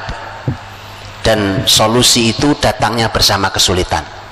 Sedang sulit, yakinlah bahwa tidak lama lagi datang solusi. Tidak ada putus asanya, ya kan? Nggak ada tuh generasi putus asa, lagi galau nih naik status, ya. Nggak ada, Pak. Nggak ada generasi begitu tuh, nggak ada. Nggak di Islam, nggak ada di Islam generasi kayak begitu tuh. Sama sekali nggak ada. Lihat generasi Abdullah bin Abbas disampaikan Nabi, solusi itu nak datangnya bersama kesulitan. Makanya Abdullah bin Abbas ketika menafsirkan ayat inna ma'al usri yusra wa inna ma'al usri yusra, inna ma'al usri yusra, 2 kali itu, dan sesungguhnya bersama kesulitan ada kemudahan, sesungguhnya bersama kesulitan ada kemudahan. 2 kali diulang. Apa kalimat Abdullah bin Abbas? Kalimat Abdullah bin Abbas bahwa dengan ayat ini maka kesulitan tidak mungkin mengalahkan kemudahan 2 kali. Dari mana diambilnya? Dari ayat ini kan 2-2. Kenapa 2-2? Di situ disebut kesulitan 2 kali, al-usr, dan disebut kemudahan 2 kali, yusra. Beda. Walaupun sama-sama disebut 2 kali, ternyata beda menurut para ulama tafsir. Karena al-usr menggunakan alif lam, kesulitan pakai alif lam di ayat itu. Kemudahan ada alif lamnya enggak? Yusra tidak ada alif lamnya. Loh, memang apa Pak bedanya alif lam dengan tidak ada alif lam? Beda. Sesuatu kalau ada alif lamnya maka bendanya sama. Itu juga. Ini air, kalau dibunyikan alma, airnya ini juga. Nggak ada air yang ini, kan ada air, ini ada air. Tapi yang saya maksud cuma ini. Walau disebut 2 kali kata kesulitan, tapi dengan menggunakan alif lam, maka berarti jenis kesulitannya sama, itu aja. Tapi yusronya, kemudahannya tidak ada alif lamnya. Berarti kemudahan itu tidak satu jenis. Mudah. Lihat bedanya Quran, Pak, cara membahas Quran yang Masya Allah, ya kan? Nah, Abdullah bin Abbas masuk itu konsep lah itu. Ketahui nak solusi itu hadir. Wa alam anna an-nasr ma'as sabr wa al-farj ma'al karb wa anna ma'al usri yusra.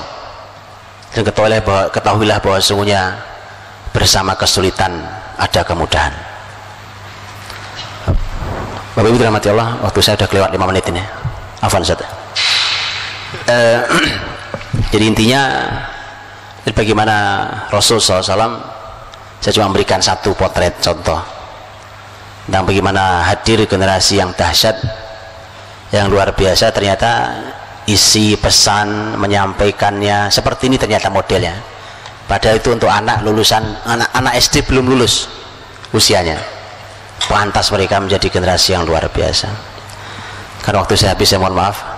Insyaallah katanya ada tanya jawab, nanti kita berbagi di tanya jawab. Wallahu a'lam bishawab. Assalamualaikum warahmatullahi wabarakatuh. Waalaikumsalam. Jazakallahu khairan katsiran kepada Al-Ustaz Budi Ashari hafidhullah taala. Perlu kami infokan, insyaallah yang memberikan pertanyaan akan kami pilih sekitar 4 pertanyaan terbaik, akan mendapatkan souvenir langsung dari pihak panitia Tabasum MD. Dan khusus pada kesempatan kali ini pihak Tabasum MD memberikan hadiah mushaf Al-Quran kepada jamaah yang memang berasal dari lembaga, maksud kami lembaga pendidikan, baik yang dari Mujahidin maupun yang bukan dari Mujahidin. Jadi kami siapkan 5 mushaf Al-Quran, bisa diambil di panitia. Pertanyaan pertama, Ustaz,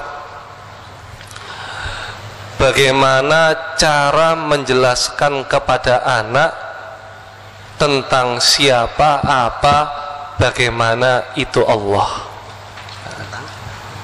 Siapa Allah? Masuk.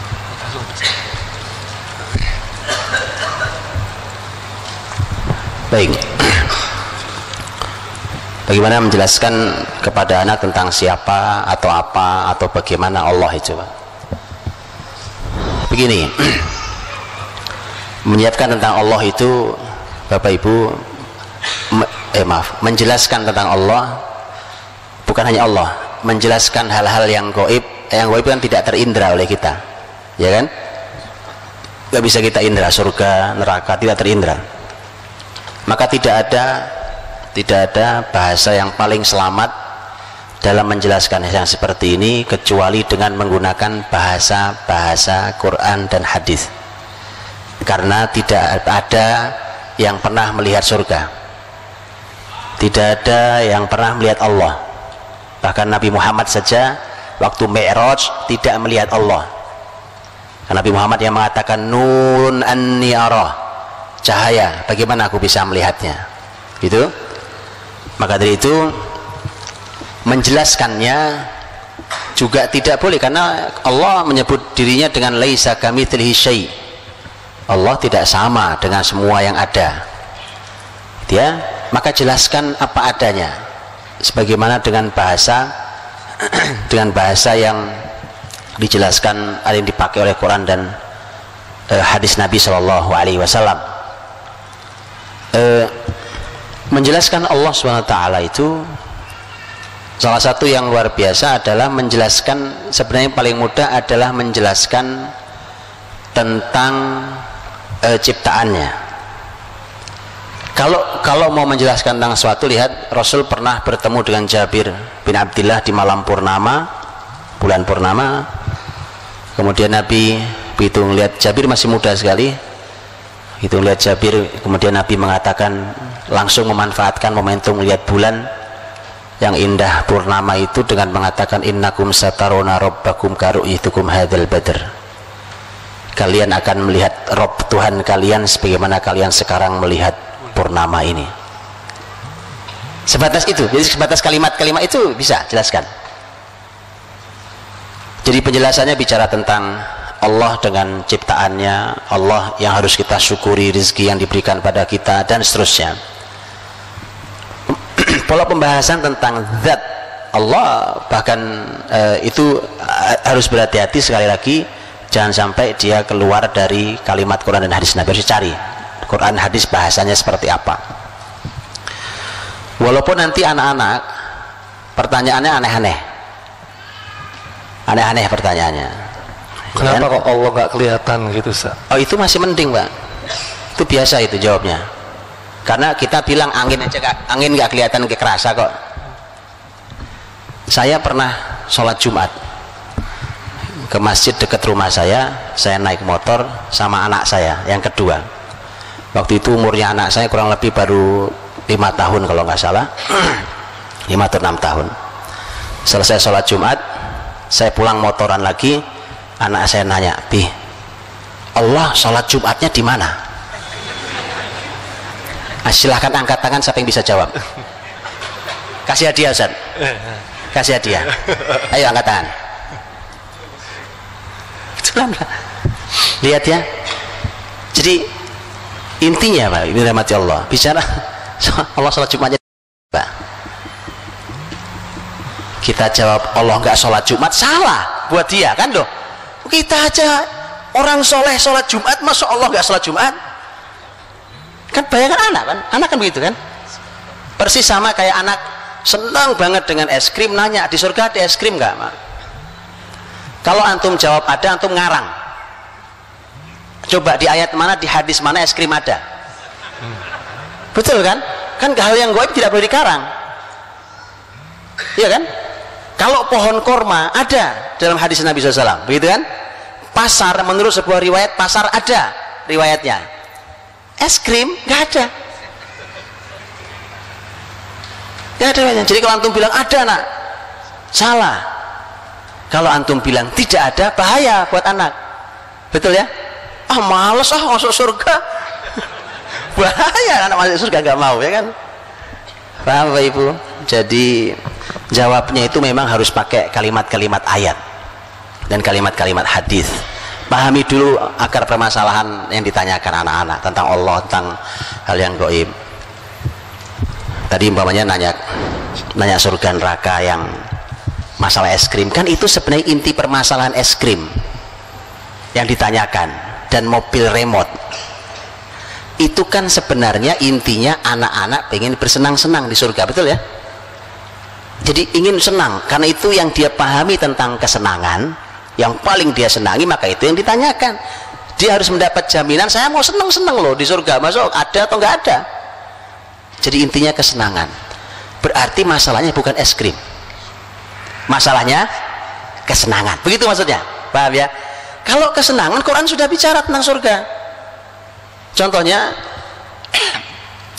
adalah ayat lahum ma yasha'una fiha waladaina mazid.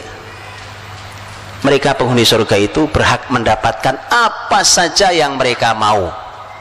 Ini kan maunya es krim sekarang, tapi nggak ada es krim di surga. Oh, maksud saya nggak ada teksnya, tapi Quran jelas memberikan kalimat umum.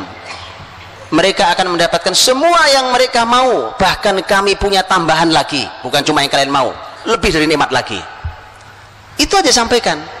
Iya nak, begini, kamu nanya es krim ya, gini, Allah itu nanti kalau dari kalian masuk surga, apa yang kalian mau Allah pasti beri, bahkan Allah tambahi lagi yang lain.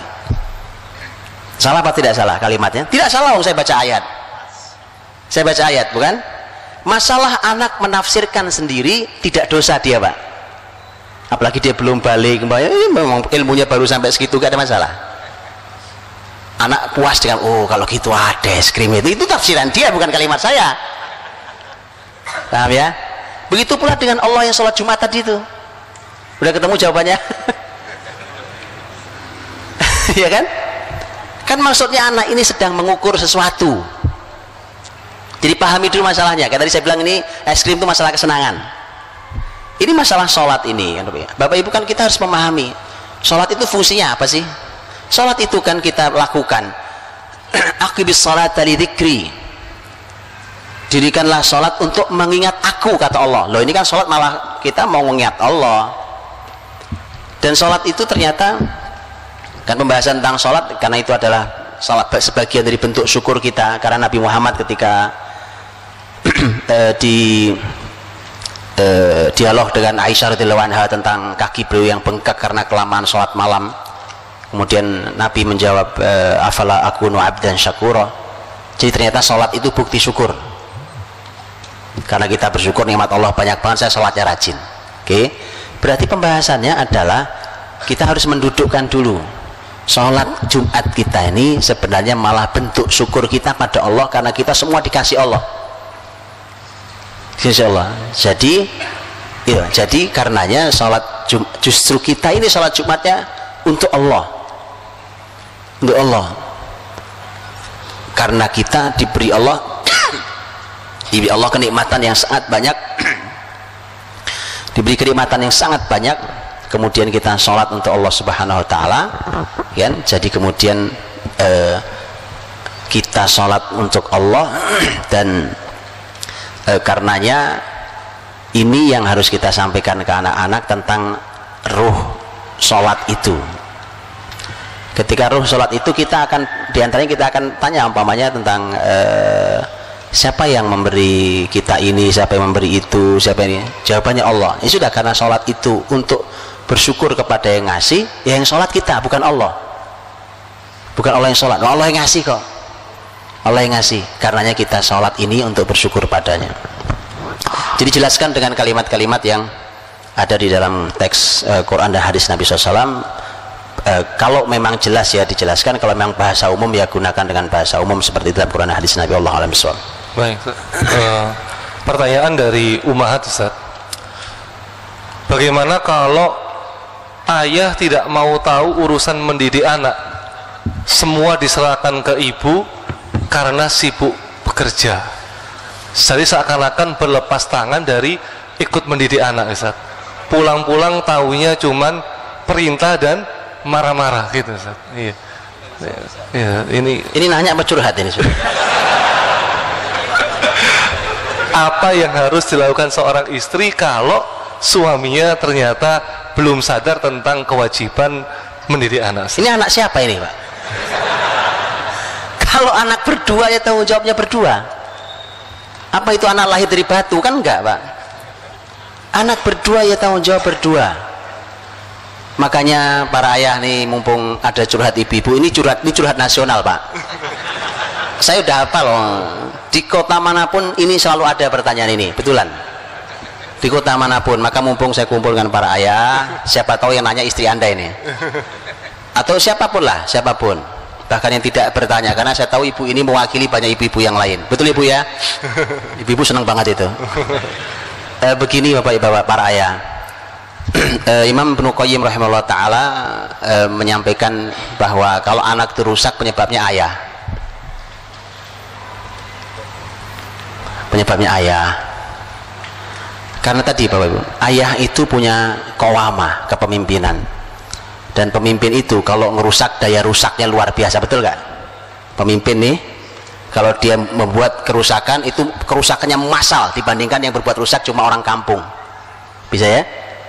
Karena kepemimpinan di rumah itu ada di suami. Kalau suami berbuat kerusakan itu ngebom massal, Pak. Walaupun cuma sesaat dia melakukannya, tanpa dia sadari tadi. Dan perlu dipahami Bapak Ibu, bahwa anak kita ini aset dunia akhirat kita. Aset dunia akhirat kita. Tanggung jawab seorang ayah, selain amal mulia ayah mencari nafkah, para ayah harus paham bahwa mencari nafkah itu hanya sebagian tugas ayah. Hanya sebagian tugas ayah, bukan segala-galanya. Dia tadi Rasul, siapa yang dinasihati? Sepupunya, bahkan bukan anak beliau, bukan cucu beliau, sepupunya, Pak. Itu mendapatkan bagian jatah dari nasihat Rasul sang ayah. Itu. Jadi nasihat salah satu tugas ayah. Loh, kalau di Quran bicara tentang dialog antara orang tua dan anak, itu Masya Allah mengejutkan datanya di Quran itu. Karena di tesis S2 tentang di Ummul Qura tentang hiwarul aba mal abna fil Qur'anil Karim wa tatbiqatuhu tarbawiyah, dialog antara dialog antara orang tua dan anak dan aplikasi tarbawinya. Itu ternyata si peneliti tesis ini mengatakan di Quran itu ada 17 dialog, ada dalam 9 surat. Dan ketika didata, ternyata dialog ayah pada anak itu 14 sendiri. Dari 17 itu 14 dialog ayah. Coba kayak begitu, masa bapaknya jadi bapak bisu? Begitu kan? Jadi jangan hanya marah-marah, Pak. Marah-marah itu nggak menyelesaikan masalah, ya kan? Masya Allah. Jadilah ayah yang mengagumkan. Mengagumkan itu nggak bisa direkayasa. Ketulusan seorang ayah menjadi ayah yang mengagumkan itu luar biasa. Dan itu memudahkan anak untuk tumbuh dengan baik.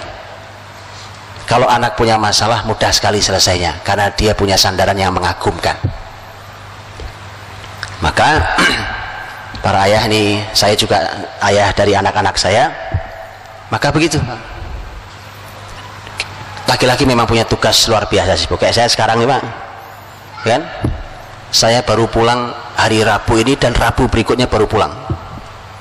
Ya biasa saja, ya kan? Tapi tadi ayah punya peran yang tidak boleh dilepaskan, bahkan di negeri jauh sekalipun. Dan Quran memberikan contoh itu. Jadi tidak benar kalau seorang ayah hanya tugasnya nyari nafkah, kemudian setelah itu tahu beres, udah aku udah nyari duit yang banyak, setelah itu urusan kamu. Tidak benar. Karena ternyata Quran saja ketika bicara dialog orang tua dan anak, justru banyakkan dipotret dialog ayah dengan anaknya. Wallahu a'lam bishawab. Pertanyaan selanjutnya, bagaimana cara membuat anak mencintai Allah dan mencintai Al-Quran? Anak itu Pendidikan itu Bapak Ibu dalam Islam ada dua kunci utama besar yang jangan dilupakan. Satu doa, dua keteladanan. Ini sebelum bicara teori lain. Doa, keteladanan. Cinta itu di mana tempatnya? Di sini, di hati ini. Itu cinta. Sementara urusan hati ini, hati kita saja kita tidak menguasainya. Karena Rasul bersabda, inna qulubal ibadi baina asabi'ir rahman yuqallibuha kaifa yasha. Sesungguhnya hati hamba-hamba ini ada di antara jari-jari Allah yang Maha Rahman.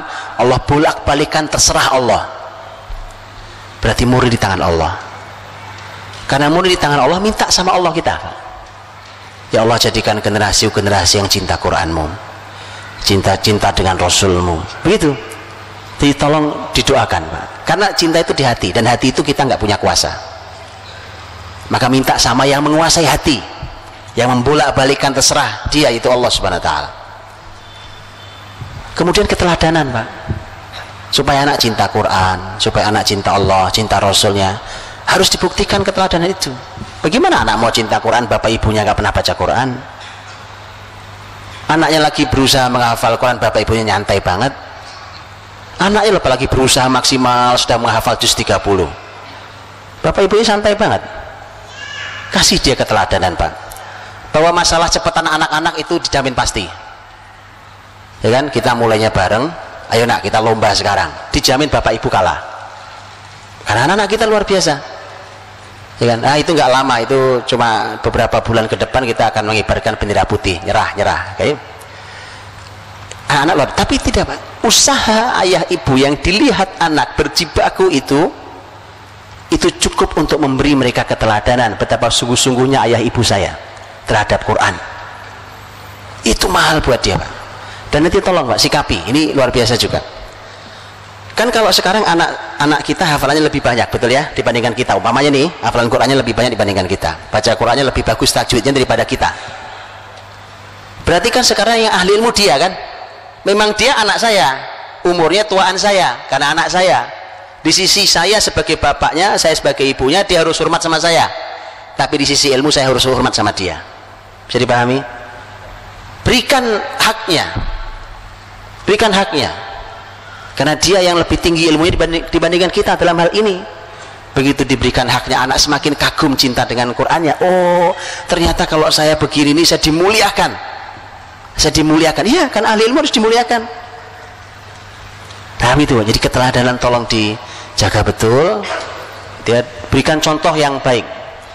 Contoh yang baik. Kalau anak berjibaku, berjuang keras, bapak ibunya harus sama. Masalah hasilnya bagusan anak-anak itu sudah diduga. Ya, tapi tadi itu dinilai oleh anak-anak kita. Anak-anak kita diam bukan berarti tidak menilai, Pak. Mereka punya penilaian terhadap kita segala macam. Jadi tolong diperhatikan betul supaya nilai yang diberikan oleh anak-anak kita terhadap kita nilainya baik, sehingga mereka mengagumi kita dan menjadikan kita sebagai teladan dia, sehingga dia tidak perlu mencari keteladanan di luar rumah sana. Itu simpelnya bicara tentang masalah doa, bicara tentang masalah keteladanan. Dan nanti satu lagi poinnya, Bapak Ibu, seperti Quran contohnya, cinta pada Rasul contohnya, cinta pada Allah, itu punya musuh.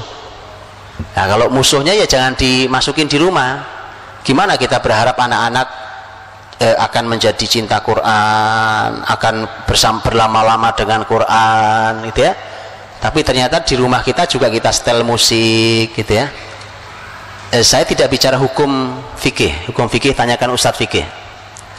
Tapi inilah yang disampaikan oleh para ulama, bahwa musik itu memang tidak pernah sejalan dengan Quran. Imam Ibnu Qayyim dalam syair nuniyahnya beliau menyampaikan itu. Ya. Nah, untuk itulah maka harus kita bersihkan. Kalau kita mau cinta ya harus dibersihkan lah. Yang memang tidak sejalan dengan Quran ya harus dibersihkan. Sekarang umpamanya kita mau baca buku tentang Rasul kita, Sirah Nabawiyah kita baca. Sirah Nabawiyah kita baca. Baca buku itu Bapak Ibu perlu perjuangan. Betul ya? Mata untuk melihat, memahami, kesabaran itu perlu perjuangan. Nah, tapi kalau kita nonton TV, dunia hiburan di TV umpamanya, itu nggak perlu perjuangan, itu sambil leleh-leleh aja, ambil nyender ya kan, ambil ngunyah kacang, makan apa itu. Sekarang bagaimana kita berharap mereka mencintai Rasul melalui membaca buku-buku sejarah beliau, sementara kita umbar hiburan. Kita umbar hiburan, karena hiburan dan ilmu tidak pernah sejalan. Tidak pernah sejalan. Kalau hiburan tinggi, mah ilmu jatuh. Ilmu tinggi, hiburan akan jatuh. Itu kaidah sepanjang sejarah. Baik gitu, wallahu a'lam bishawab. Pertanyaan terakhir, Ustaz. Ini ada pertanyaan mengutip perkataan sahabat, kami dahulu diajarkan adab sebelum ilmu. Sedangkan sebagian pendapat akhlak atau adab yang baik itu timbul dari akidah yang benar. Bagaimana kita menempatkan keduanya, Ustaz? Dan mungkin mana yang lebih utama, atau memang ada perbedaan antara akidah dan akhlak itu, Ustaz? Ya, akidah dan akhlak berbeda. Dan benar bahwa adab itu memang ada yang merupakan hasil dari tanaman akidah. Tapi ada yang akhlak itu ternyata memang bawaan ciptaan kita, Pak. Buktinya hadis Nabi SAW. Ketika Nabi SAW kedatangan utusan di tahun Amul Wufud, tahun 9 dan 10 Hijriah, salah seorang pemimpin suku yang datang, Al-Ashaj Ibnu Qais, dia datang kemudian dipuji Nabi. Sing kepala suku yang datang dipuji Nabi. Inna fika la khaslatain yuhibbuhum Allah. Kata Nabi ke pemimpin suku yang datang ini, kamu punya dua sifat yang Allah cintai. Kata orang itu, apa ya Rasulullah? Kata Nabi, al-hilmu wal anah. Hilm itu sifat yang penyantun, yang jiwanya itu tenang, terukur, tidak tergesa-gesa. Orang berbuat jahat kepada dia, dia balas dengan kebaikan. Itu al-hilm. Wal anah, anah itu tidak terburu-buru, tenang, tidak terburu-buru, itu al-anah. Kamu punya dia sifat mulia itu. Nah, begitu dia dipuji, dia nanya, ya Rasulullah, apakah ini sifat baru atau sifat lama yang saya punya ini? Dari kapan muncul adanya di saya? Nabi mengatakan itu sifat sudah sejak dulu ada di kamu. Istilah maka para ulama adab mengatakan bahwa memang ada akhlak itu yang sifatnya bawaan, Pak. Bawaan sifatnya. Contoh-contoh di antara kita ini ada orang yang memang bawaannya sabar, orang yang memang sabar, man. Itu marah aja susah itu. Ada orang yang bawaannya marah-marah, Pak. Walaupun nanti akan dipengaruhi oleh perjalanan hidupnya. Tapi ada modal. Ada orang yang modal dasarnya memang mudah ngasih orang, dermawan. Memang ada modal dasar itu. Ya, ada yang modal dasarnya, arti gini, bahwa ini kan cuma modal dasar, tapi semua bisa dibina. Orang yang tidak punya modal dasar, tidak besar modal dasar dermawannya, bisa dimunculkan kedermawanan luar biasa pada dirinya dengan pembinaan terus-menerus itu. Ya. Nah, yang dimaksud dengan pertanyaan tadi, kalau kalimat sahabat adalah kami diajari iman sebelum Quran. Kami diajari iman sebelum Quran. Itu kalimat Jundub bin Abdillah, kalimat Abdullah bin Umar, dan seterusnya. Kami diajari iman sebelum Quran. Itu ternyata kaidah kurikulum besar dari Nabi SAW. Tapi kalimat bahwa adab sebelum ilmu itu juga benar. Itu kalimat para ulama bahwa seharusnya kita ini belajar adab sebelum belajar ilmu. Belajar adab dulu. Ini yang salah di kurikulum pendidikan kita hari ini. Ilmu ditumpuk tapi adabnya belum jadi. Akhirnya ilmunya tidak ada gunanya, ilmunya tidak barokah, adabnya belum beres, dan ilmu itu nggak mengubah apa-apa dalam kehidupan dia.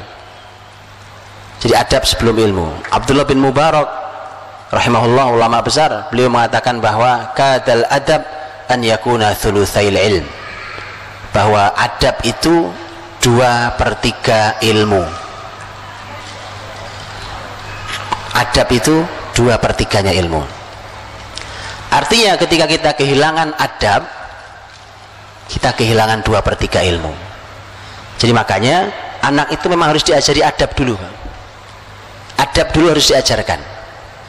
Nah tadi tentu sambil untuk menanam kokoh adab pasti akan berhubungan sangat erat dengan masalah iman, akidah tadi itu maksudnya. Jangan salah memahami ya. Belajar akidah itu bukan belajar kitab, bukan. Ayo kita buka kitab tauhid, kitab akidah, bukan itu maksudnya. Lah anak kecil kalau diajak bagaimana ngerti anak kecil itu? Yang dimaksud adalah tanam dia. Apa yang mau kita tanam? Umpamanya kita mau menanam salah satu nilai tauhid, nilai akidah. Umpamanya al-khauf, rasa takut pada Allah, atau ar-raja, kita punya harapan tinggi pada pertolongan Allah dan ampunan Allah, dan seterusnya. Tawakal, at-tawakkul umpamanya, punya sifat tawakal. Yang begitu-begitu itu ditanam bukan pakai teori buku. Kesalahan kita belajar tentang tauhid adalah seperti belajar filsafat. Itu kritikan Al-Ghazali terhadap proses pembelajaran tauhid yang salah. Itu salahnya, Pak. Apa itu pembelajaran filsafat? Belajar tauhid, akidah, tapi muter-muter di kepala. Cuma jadi wawasan, kan filsafat itu kan muter-muter aja di logika orang. Cuma muter-muter di situ, di kitab, selesai kitabnya, tapi nggak pernah turun di keyakinannya. Kalau anak kecil, Pak, contohnya gampang sholat. Coba lihat sholat. Bagaimana cara ngajari anak sholat yang benar? Salah juga di kita ngajari anak sholat yang benar. Ayo nak kita buka kitab sholah, kitabus sholah. Rukun sholat ada 13, 1, 2, 3, yuk dihafalin. Suruh sholat nggak bener, Pak. Gitu? Anak diajari wudhu, wudhu juga gitu. Oh ini ayatnya ini, hadisnya ini, begini tata cara. Bukan begitu cara yang benar. Lihat cara yang benar, lihat cara yang benar di pendidikan para sahabat.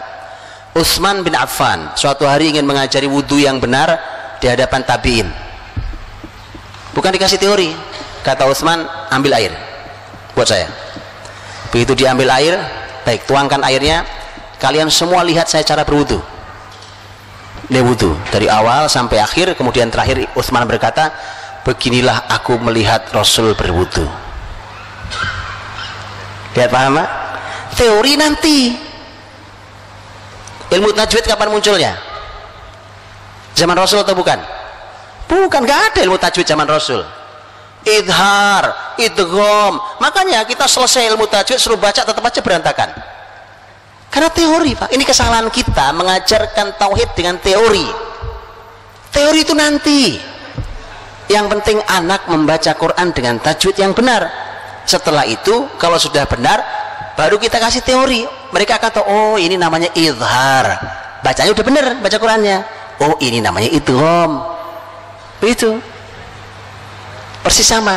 Akhlak juga gitu, bukan teori, Pak. Masalah di kita sekarang kurikulum agama adalah teori. Teori sholat, teori wudhu, teori sabar, teori jujur, teori. Prakteknya tidak ada. Jadi bukan teori, ditanam di mereka. Jadi teori nanti, kitab nanti kita lahap, kitab nanti. Di usia-usia awal bukan teori, tetapi ditanam. Baik, wallahu a'lam bishawab. Jazakallah khairan kepada Al-Ustaz Budi Azhari Al-Ziyafidullah Ta'ala. Memang rasanya kalau membahas membangun generasi yang kokoh, parenting nabawiyah, 1,5 jam kurang ini Ustaz ini ya. Padahal Ustaz Budi Azhari sudah sejak kemarin di Surabaya bercerita bagaimana pemuda, generasi, pendidikan, peradaban Islam ke depan ya. Tapi memang waktu juga yang membatasi kita semua, dan insya Allah besok Ustaz Budi Azhari melanjutkan dakwanya menuju kota sebelah, yaitu kota Gresik, juga dalam rangka launching Kutab Al-Fatih Gresik.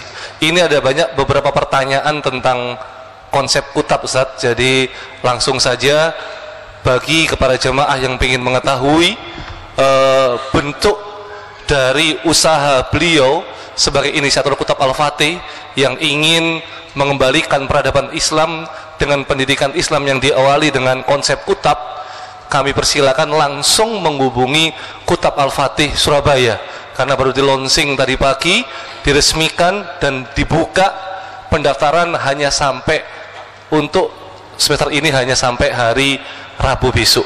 Silakan menghubungi Kutab Al-Fatih, bisa dilihat di website kutabalfatih.com bagaimana konsep parenting nabawiyah beliau. Dan kita harapkan mudah-mudahan Ustaz Budi Azhari tidak bosan-bosan hadir ke Surabaya, Ustaz ya.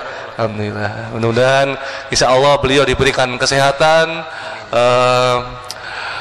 tambahan wawasan keilmuan yang bermanfaat ya untuk mengawal peradaban umat ke depan. Demikian kajian kita kerjasama dengan Tabasum MD, Yayasan Masjid Mujahidin, Yayasan Perguruan Al-Irsyad Surabaya, dengan beberapa dibantu sponsor termasuk dengan Kutab Al-Fatih Surabaya. Kita akhiri doa akhir majelis. Subhanakallahumma wa bihamdik asyhadu an la ilaha illa anta astaghfiruka wa atubu ilaik. Assalamualaikum warahmatullahi wabarakatuh.